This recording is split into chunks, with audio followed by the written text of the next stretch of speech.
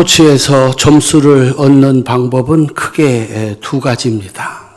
상대방을 공격해서 점수를 얻는 것과 상대방의 실수로 점수를 얻는 것입니다. 똑같은 한 점인데 공격으로 멋지게 한 점을 얻으면 관중들을 열광시킵니다. 그래서 스포츠 선수라고 하면 이 모두가 알아주는 공격수가 되기를 바랍니다. 오늘 설교 제목은 공격은 관중을 얻고 수비는 승리를 얻는다라고 하는 말입니다. 이 말의 시작은 미국의 미식 축구에서 최고의 감독으로 인정받은 폴 브라이언트가 처음 한 말이랍니다. 원문은 이랬습니다. 공격은 티켓을 팔고 수비는 우승을 부른다 였습니다. 이 말이 50년이 지나서 미국 농구에서 전설적인 인물이 된 마이클 조던에 의해서 다시 살아나게 됐습니다. 약간 변형이 됐습니다. 공격은 관중을 부르고 수비는 우승을 부른다. 이 마이클 조던은 최고의 공격수였습니다. 그런데 언제나 수비에서도 최고라고 하는 그 이름을 올렸습니다. 그리고 다시 50년이 지나서 우리나라 배드민턴 선수로 세계 1위의 자리를 지키고 있는 안세영 선수에 의해서 다시 살아났습니다. 공격은 관중을 얻지만 수비는 승리를 얻는다. 안세영 선수를 세계 1등으로 올려놓은 것은 수비라고 합니다. 안세영 선수의 수비를 질식 수비라고 부릅니다. 상대방이 틀림없이 점수를 얻었다고 생각하는 공격까지 받아내는 겁니다. 받아내고 또 받아내니까 때로는 상대방이 공격을 하다가 힘이 빠져서 한 발자국도 움직이지 못하는 경우까지 만들어내는 겁니다. 하지만 이 말은 무턱대고 수비에만 치중한다는 얘기가 아니라 수비에 집중하면서 기회가 생겼을 때 공격으로 전환해서 점수를 얻는 팀이 승리한다는 내용입니다. 그런 면에서 인생도 스포츠와 비슷한 점이 있습니다. 세상에는 경쟁자들이 있고 이겨야 생존할 수가 있습니다. 이기는데 공격은 아주 중요한 도구입니다. 그러나 인생은 스포츠와 다릅니다. 스포츠는 죽일 듯이 싸우다가 다 끝나면 유니폼 바꿔 입고 서로 수고했다고 악수하고 헤어집니다. 그런데 인생에서 승리라고 하는 것은 누구 한 사람은 죽고 누구 한 사람은 사는 경우가 만들어지는 겁니다. 인생에서 공격으로 남의 것을 파괴하고 죽이고 빼앗으려는 것은 세상을 지옥으로 만드는 사람이 해서는 안 되는 악마의 방법이라는 겁니다. 세상을 천국으로 만드는 하나님의 방법이 따로 있습니다. 공격을 이겨내는 수비입니다. 그런 하나님의 사람에게 공격은 전쟁의 신이신 하나님께서 그 백성을 위하여 친히 하십니다. 흔히 말하는 하늘에서 내리는 천벌입니다.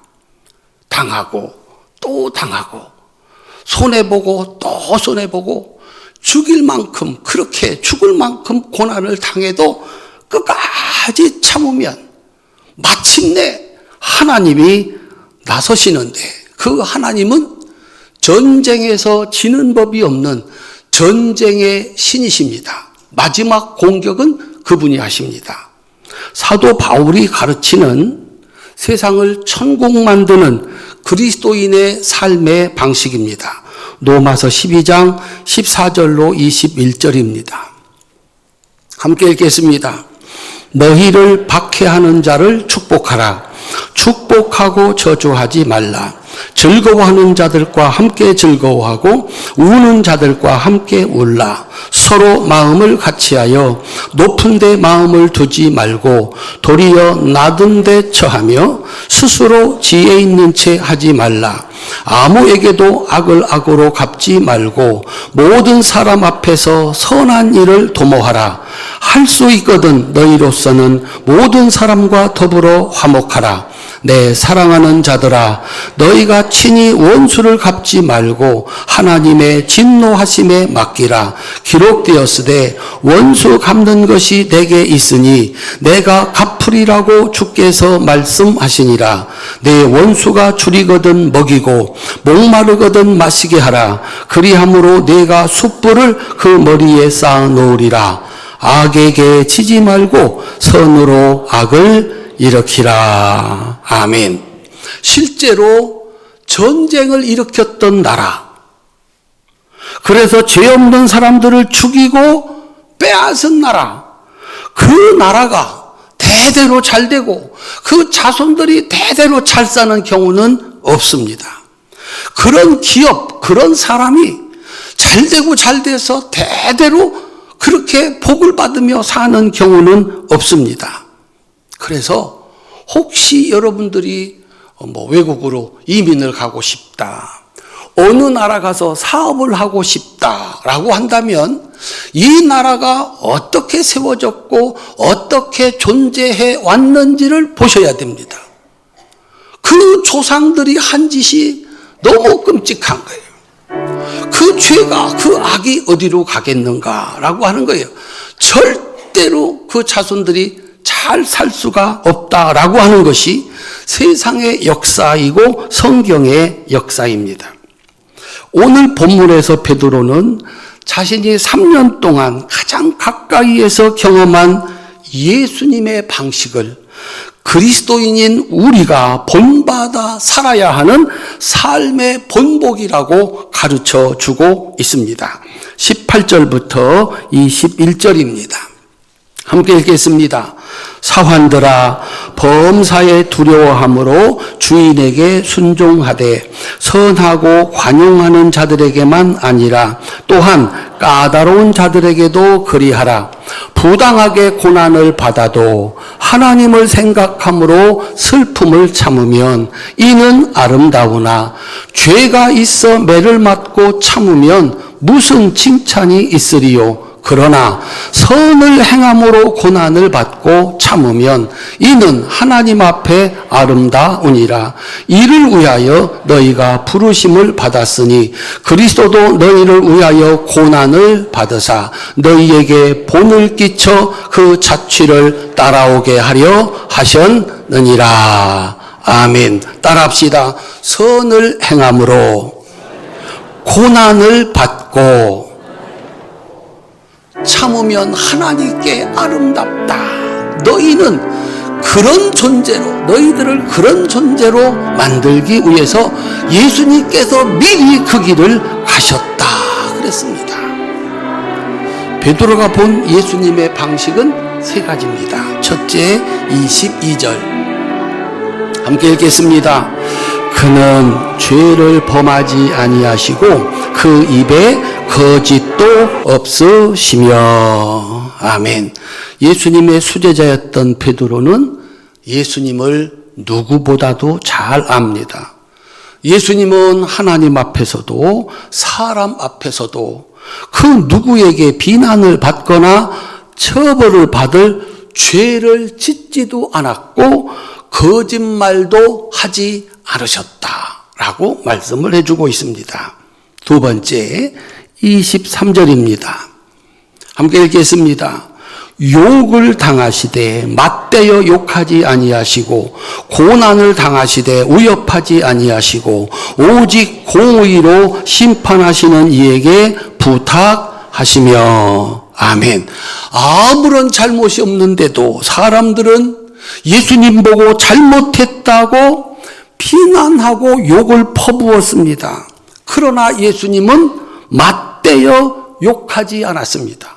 마치 잘못이 있는 것처럼 그 욕을 다 받아냅니다.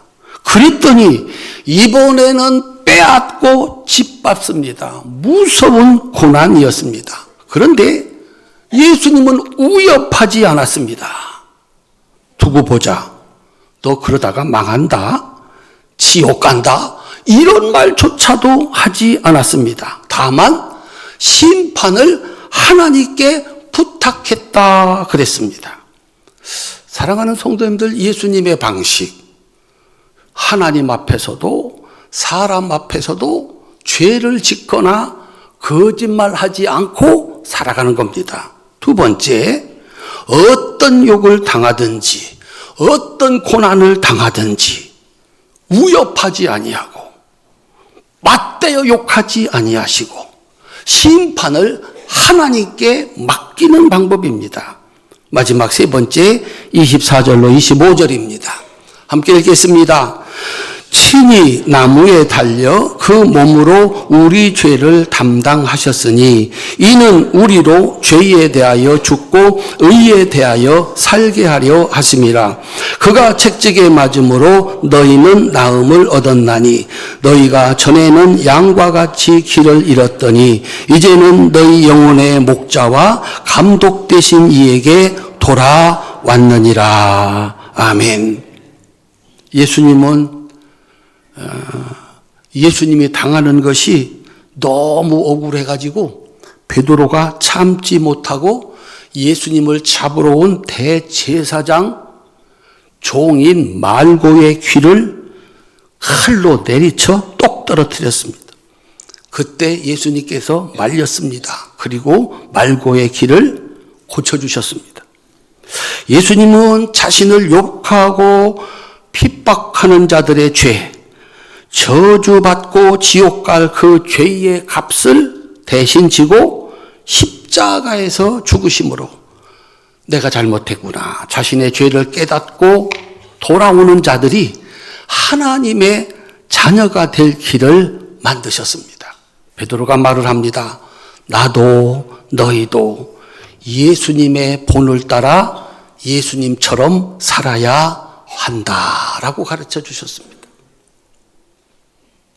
아버지가 끝까지 참은 거예요. 어머니가 끝까지 참은 거예요. 못하겠다. 다 들러엎었으면 자식들은 갈 곳이 없는 거예요. 자식들이 끝까지 참은 거예요. 10년, 20년 지나서 부모님들이 그때 내가 잘못했구나. 망가지지 않고 그것을 지켜낼 수 있었던 것은 그 고난을 끝까지 참아낸 자들, 그 값을 자기가 치른 자들, 그때 내가 갚아버릴 거야. 그때 내가 다 포기할 거야. 라고 했으면 그들의 죄는 그대로 재앙이 됐을 겁니다. 그런데 끝까지 참아낸 그들 덕분에 그 가정은 살았고, 그 교회는 살았고, 그 기업은 살았고, 그 나라도 살게 된 줄로 믿습니다. 예수의 제자로 사는 사람들은 누구와 싸워서 그를 공격해서 승리를 얻는 사람들이 아니라는 겁니다. 우리는 싸워서 승리를 얻는 자들이 아니다. 그렇다면 무엇을 가지고 우리들은 살아남을 수가 있는가? 그가 가진 무기는 어떤 공격이라도 막아낼 수 있는 수비밖에는 없다라고 하는 겁니다. 공격이 불가능하고 수비만 해야 되는 상황이 우리가 살아가는 인생길에도 놓여 있습니다. 당장 우리 몸은 질병으로부터의 공격을 이겨내야 합니다. 우리 가정은 세상의 더러운 죄의 방식을 이겨내야 합니다. 우리 교회는 마귀의 공격을 막아내야 합니다. 회사는 경쟁 회사의 공격을 이겨내야 됩니다. 국가는 힘 있는 나라의 공격을 이겨내야 됩니다. 이겨내지 못하면 때로 그것은 죽음이 될 수 있습니다. 오죽했으면 성을 빼앗는 것보다 성을 지키는 것이 어렵다고 그랬습니다. 성을 쌓는 것보다 성을 지키는 것이 어렵다고 그랬습니다. 성을 쌓는다, 공격을 해서 이긴다, 그래서 돈을 벌어 큰 기업을 이루었다. 얼마나 어려운 일인지 모릅니다. 그런데 그거를 지켜서 다음 때로 이어가는 것은 더 힘든 일이다. 우리나라 말에 그런 말이 있었습니다. 부자 3대 못 간다. 얼마나 지켜내는 것, 수비가 어려운 일인지를 가르쳐 주는 겁니다. 공격을 받아 그 공격을 이겨내는 것은 참으로 힘듭니다. 그곳에는 환호성 대신 바보라고 하는 조롱이 있습니다. 야, 그걸 그냥 뒀냐? 한 대 맞았으면 10대쯤 때려야지. 바보라고 사람들이 조롱을 합니다. 한 대 맞았으면 2대, 3대로 돌려주어야지 어떻게 참고 말았느냐라고 하는 겁니다. 중요한 것은 이겁니다. 예수님의 십자가는 단순히 견뎌내는 것, 그 무서운 공격과 그 무서운 사람들의 비난과 조롱을 다 받아내는 것으로, 견뎌내는 것으로 끝난 게 아닙니다. 예수님은 그 십자가의 모든 고난을 견뎌냈는데 성격이 좋아서 힘이 있어서가 아니고 하나님의 말씀대로였습니다. 이사야는 이렇게 미리 기록해 놓았습니다. 이사야 53장 7절입니다. 함께 읽겠습니다. 그가 곤욕을 당하여 괴로울 때에도 그의 입을 열지 아니하였음이며 마치 도수장으로 끌려가는 어린 양과 털 깎는 자 앞에서 잠잠한 양같이 그의 입을 열지 아니하였도다. 아멘. 하나님이 참으라고 한 겁니다. 하나님께서 견뎌내라고 한 겁니다. 어떻게 내가 참고 어떻게 내가 견뎌낼 수가 있겠습니까? 우리 한번 따라 합시다. 나도 사람입니다. 참는 데는 한계가 있습니다. 그렇습니다. 사람한테는요, 참아낼 수 있는 한계가 있는 거예요. 그런데 하나님이 명령하시기를 입 열지 마라, 끝까지 참아내라 라고 말씀하셨기 때문에 예수님은 그 말씀에 순종을 한 겁니다. 내가 예수님의 제자라면 베드로가 가르쳐준 예수님이 보여준 본을 따라서 살아야 한다. 그렇게 가르쳐 주었기 때문에 그렇게 살아야 한다라고 하는 겁니다. 그러면 그곳에는 하나님이 주시는 승리와 축복과 평화가 기다리고 있다라고 하는 겁니다. 예수님께서 이렇게 가르치셨습니다. 마태복음 5장 9절입니다. 함께 읽겠습니다. 화평케 하는 자는 복이 있나니 그들이 하나님의 아들이라 일컬음을 받을 것이요. 아멘. 공격하기를 즐겨하는 사람들이 있습니다. 집에서 부모님하고 싸우고, 아내하고 싸우고, 남편하고 싸우고, 자식하고 싸우고, 조만한 손자하고도 싸우고, 지나가는 개하고도 싸우고, 그냥 지나가지 또 싸웁니다. 소설 돈키호테에서 돈키호테는 풍차하고도 싸웁니다. 도대체 정말 실력이 있다면 집안에서 싸우지 말고 공개적으로 싸울 수 있는 무대가 있으니 힘 있는 사람하고 싸우라. 프로 선수가 되어서 치고받고 싸워가지고 잘해서 이으면 돈방석에 앉습니다. 정말 실력이 있다면 미국이나 중국이나 러시아나 북한하고 싸워라. 더욱 무자비하게 잔인하게 공격해서 이기면 인기도 얻고 명예와 부귀도 얻을 것이다 라고 하는 겁니다. 오늘 우리가 살아가는 세상은 싸우지 않고 함께 사는 방법을 잊어버렸습니다. 싸워야 되고 싸워서 이길 수 있다고 믿는 세상이 되었습니다. 비단 우리나라만 그런 게 아닙니다. 온 세상이 그렇습니다. 우리가 보고서 그저 배워야 되고 느껴야 되는 현실, 우리 이 삶에 가장 큰 영향을 미치는 이 정치하시는 분들이 어디 수비하는 사람들이 있습니까? 전부 다 공격만 합니다. 있는 죄는 물론이고 없는 죄까지 만들어서 상대방이 넘어질 때까지, 폐인이 되어서 그 자리에서 내려올 때까지 싸우는 세상을 우리들은 살아갑니다. 비단 우리나라만 아닙니다. 왜 그렇게 됐을까? 성경이 없어졌습니다. 이 세상에서 유일하게 싸우지 말고 심판은 하나님께 맡기고 너희들은 잘 참고 견디라고 가르치는 건 성경밖에 없기 때문입니다. 교회는 있는데 교회 안에서 십자가가 사라졌습니다. 내가 지고 가야지, 내가 감당해야지, 내가 참아야지, 십자가가 사라졌습니다. 그러니 어디 가서 싸우지 않고 승리하는 법, 싸우지 않고 살아가는 법을 배울 수가 있겠습니까?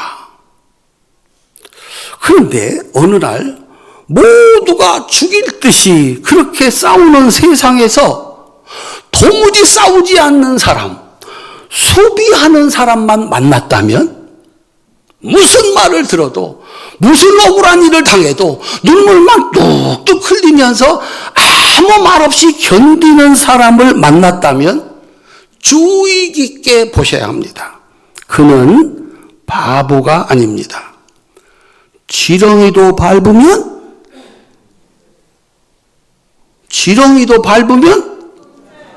성경은 몰라도 우리가 이런 건 잘 알고 있습니다. 정말 큰일 납니다. 힘없는 줄 알고 막 괴롭혔지. 학교 폭력, 왕따, 집단 따돌림. 심심하면 이게 얼마나 힘들었던지, 그 말 한마디를 가지고 옛날에 있었던 그걸 가지고 뭘 그래. 아닙니다.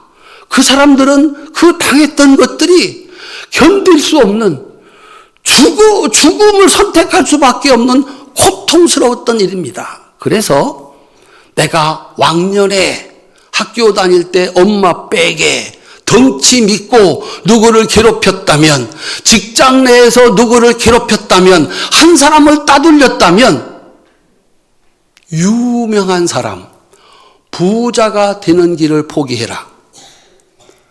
그렇게 살아가지고 망해가지고 쫄딱 망해서 그냥 엉망이 됐다. 그러면 고소하다, 벌 받았구나. 그런데 이 사람들이 잘 되는 겁니다. 유명해지는 겁니다. 견딜 수가 없는 거예요. 나는 그 상처를 안고 사는데 저 사람은 그 높은 자리에서 부자다, 높은 자리에다 깔깔거리며 웃으니까 견딜 수가 없어서 터뜨려 버리는 거지. 그러면 그가 가지고 있는 모든 것 한순간에 다 잊어버리게 됩니다.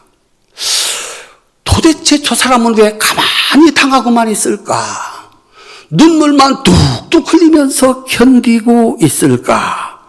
정말 조심해야 할 사람이다. 더군다나 그가 하나님의 말씀을 따라 참고 견디고 있는 것이라면 그 뒤에는 오직 승리만 있는 전쟁의 신이신 하나님이 계시다는 겁니다. 그 하나님의 마지막 그 공격이 기다리고 있다는 겁니다. 출애굽할 때 이스라엘 백성들한테 무슨 힘이 있습니까? 일 시키면 일을 하고, 아들 낳으면 죽이고, 겨우 하나님의 기적으로 도망쳐 나왔는데 홍해바다 앞에 왔을 때 애굽의 군대들이 쫓아와서 죽이고 빼앗아 가려고 했습니다. 어떤 노력도 안 되는 겁니다. 어떡합니까? 드디어 전쟁의 신이신 하나님이 나서셨습니다. 그들은 이제 하나님을 만나야 했습니다. 하나님은 단 한순간에 세상에 이전에도 이후에도 없을 바다를 갈라 그들을 한순간에 수장시켜 버렸습니다. 하나님의 공격은 이 세상의 그 누구도 막을 수 없는 멸망입니다. 사랑하는 성도님들, 여러분들이 만약에 하나님의 말씀을 믿고 베드로가 가르쳐준 대로 예수님 끝까지 참고 그 길을 갔어. 죽기까지 순종했어. 그랬더니 하나님이 나타나셔서 따라합시다. 죽음을 이기고 세상의 그 어떤 신도 그 어떤 힘도 죽음을 이길 수는 없습니다. 그 죽음을 이겨 부활시키시고 하나님 우편에 앉으셨습니다. 우리는 그것을 믿고 살아가는 사람들, 예수를 따라가겠다고 하는 사람들, 그리스도인으로 살아가고 있습니다. 여러분의 믿음이 성품이 좋아서 인내심이 강해서 아닙니다. 참는데도 한계가 있습니다. 안 됩니다. 우리가 붙잡아야 할 것은 하나님의 말씀입니다. 예수님의 본보기입니다. 끝까지 견디면 전쟁의 신이신 하나님이 나서신다. 그는 이제 하나님을 만나야 한다. 한때 우리나라에서 최고로 건강한 분으로 사람들의 사랑을 받았던 뽀빠이 이상용 씨가 있습니다. 아십니까? 그렇죠. 우리가 여우수아는 몰라도 뽀빠이 이상용은 알죠. 이제 80이 넘어갔답니다.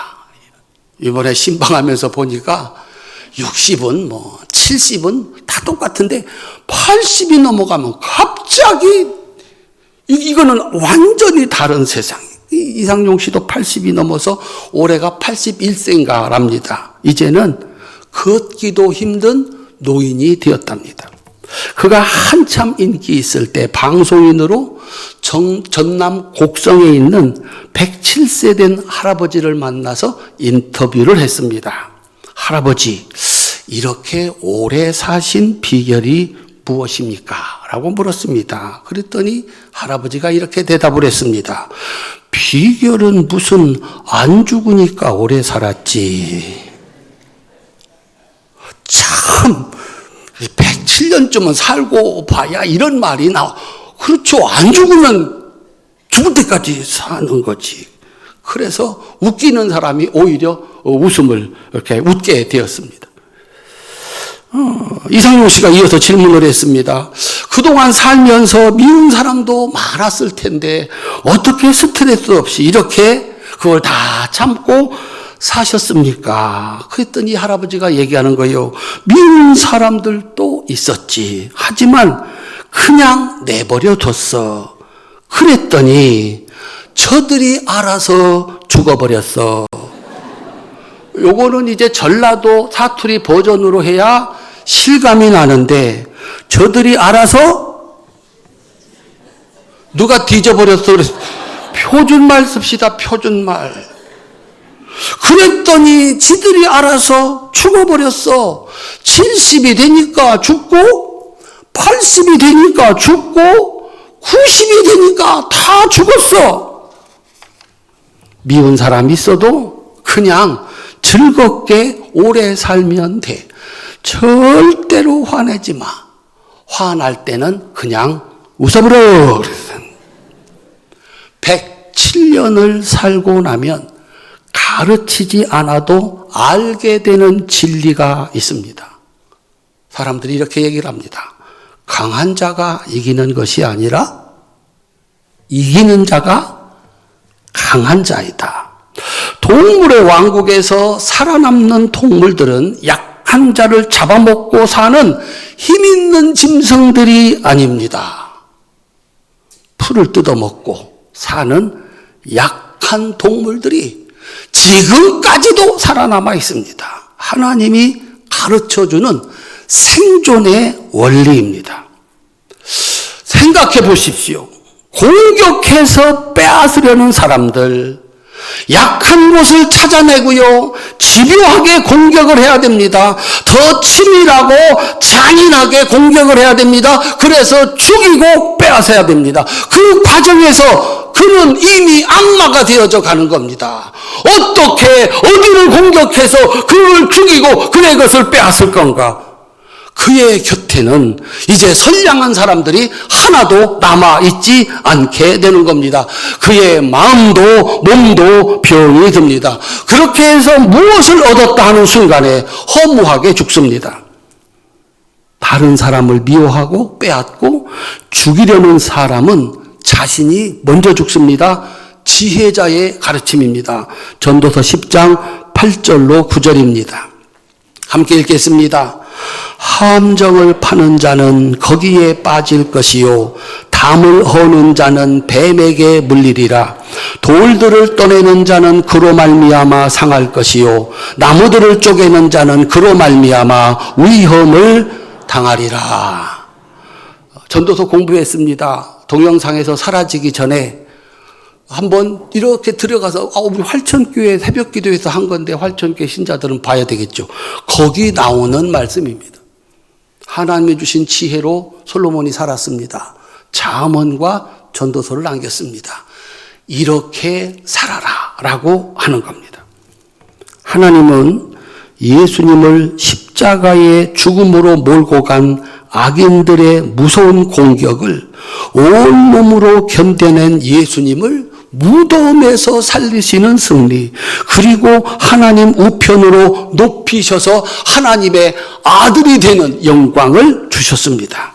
사랑하는 성도님들, 싸워서 빼앗으려는 인생이 아니라 스스로 미리미리 준비하고 부당한 공격을 견뎌내는 그 고난을 두려워하지 않는 사람, 그래서 대적의 공격을 이겨내고 평화를 만드는 사람은 하나님의 아들이 됩니다. 하나님은 그들에게 승리를 주시고 그 곁에는 평화를 주십니다. 한번 따라합시다. 스스로 미리미리 준비하고 부당한 공격을 끝까지 견뎌내면 누가 나서신다고요? 하나님이 나서십니다. 미리미리 잘 준비하세요. 누가 어디를 친다 하더라도, 어떤 공격이 다가온다 하더라도 잘 준비되어 있으니까. 교과서를 통째로 외운 사람은 그 안에서 어떤 시험 문제가 나오든지 교수님들이 어떤 공격을 해오든지 다 물리치고 100점 맞을 수 있는 겁니다. 우리 성도님들, 그리스도인들이 해야 할 일이 그겁니다. 스스로 미리미리 잘 준비하고, 내가 잘못이 없음에도 불구하고 잘못해서 벌 받는 건 받아야지요. 당연한 거죠. 그런데 잘못이 없는데도 고난을 당한다. 참으면 아름다우니라. 그건 아름다운 일입니다. 하나님께서 승리를 주시고 그가 있는 곳에 평화를 주시는 줄로 믿으시기를 바랍니다. 사랑하는 성도 여러분, 나도 망하고 그도 망하는, 사람들이 열광하는 죽이고 빼앗는 공격이 아니라 하나님의 심판을 믿고 고난을 견뎌내는 수비로 하나님의 축복을 받아 세상의 평화를 만드는 하나님의 아들들이 다 되시기를 주님의 이름으로 축원합니다.